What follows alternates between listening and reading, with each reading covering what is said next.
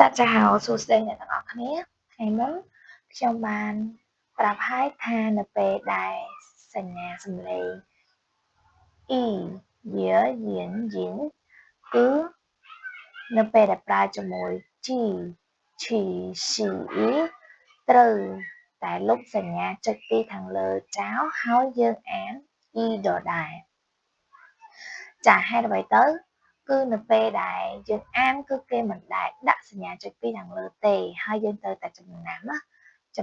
ស្រៈទាំង4នេះចានៅពេលដែលយើងប្រើជាមួយនឹង G Chi Chi E ចាដោយពាក្យ G G G G Yin G G Yin Jin G Yin Jin ចានៅពេលដែលគេប្រើគឺបែបហ្នឹងអ្នកទាំងអស់គ្នាចា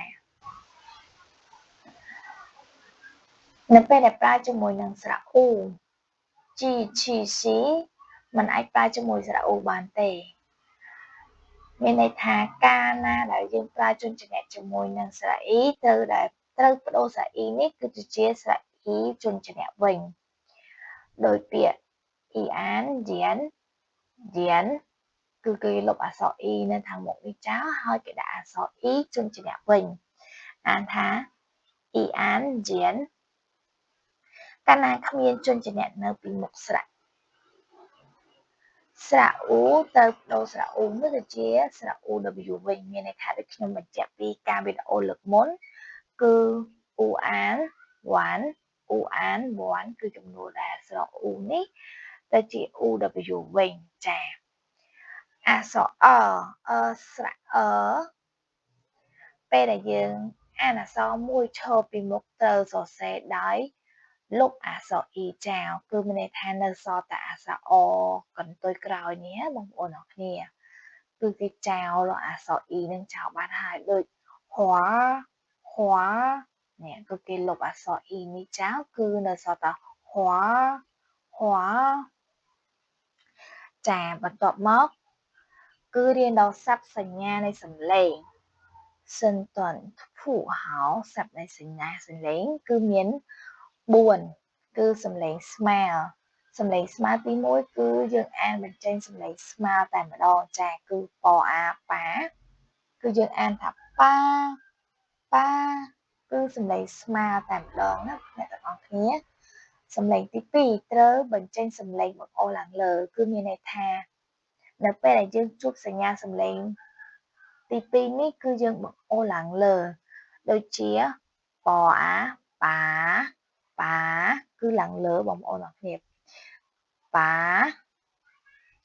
សំឡេងទី3គឺសំឡេង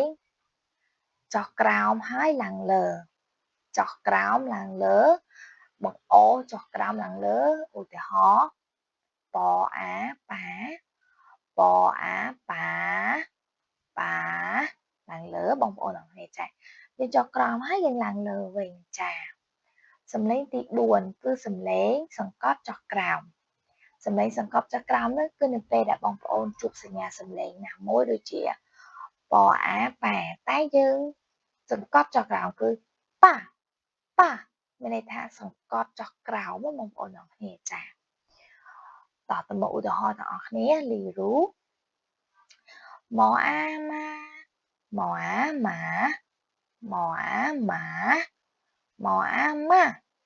៉ាពអាប៉ានេះចុះក្រោមបងប៉ាពអាប៉ា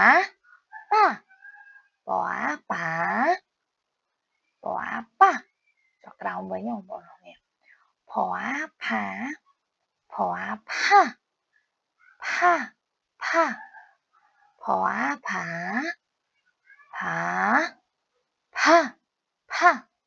ចឹងបងប្អូននេះចាម៉ា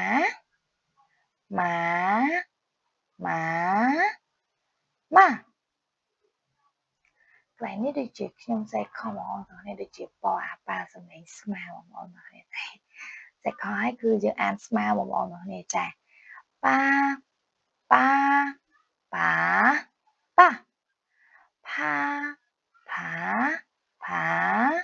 ាចឹងបងប្អូនអរគ្នាចាគឺយើងអានបែបហ្នឹងនៅពេលដែលយើងជួបសញ្ញាសំឡេងទាំង4នេះគឺយើង អូសញ្ញាឡើងលើចុះក្រោមសំឡេងស្មើចាសំឡេងចុះក្រោមគឺយើងអានទៅតាមសញ្ញាសំឡេងនៅពេលដែលយើងដាក់សញ្ញាសំឡេងនៅកន្លែងណាមួយចា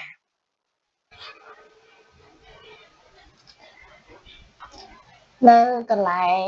ជឹងធីរិនទូអ៊ីនជានេះគឺមានន័យថានៅពេលដែលបងប្អូនអឺអានជាមួយនឹងជនជាអ្នកបុកស្រាក់បែបនេះគឺគេអានចេញជាសំឡេងតែបែបហ្នឹងបងប្អូនអរគ្នាចាគឺជឺឈឺឈឺរឺជឺឈឺឈឺអ៊ីអ៊ូអ៊ីយ៉ាយ៉ាយ៉ានយិនយ៉ានយីងចាគឺគេអានបែបហ្នឹងអ្នកទាំងអស់គ្នាចានៅពេលដែលយើងជួបស្រាក់នឹងជនជាអ្នកបែបហ្នឹងគឺគេអានបែបហ្នឹងអញ្ចឹងខ្ញុំសូមអានម្ដងទៀតជឺឈឺឈឺរឺជឺឈឺឈឺអ៊ីអ៊ូអ៊ីយ៉ាយ៉ាយ៉ានយីងយានយីងចាគឺគេអានបែបហ្នឹងណាបងប្អូនគ្នាអញ្ចឹងមេរៀនស័ព្ទសញ្ញាសំឡេងនិងចិញ្ចនៈបុកស្រាក់ថ្ងៃនេះគឺខ្ញុំបានបញ្ចប់ត្រឹមនេះសូមជួបគ្នាក្នុងមេរៀនបន្ទាប់បាយបាយ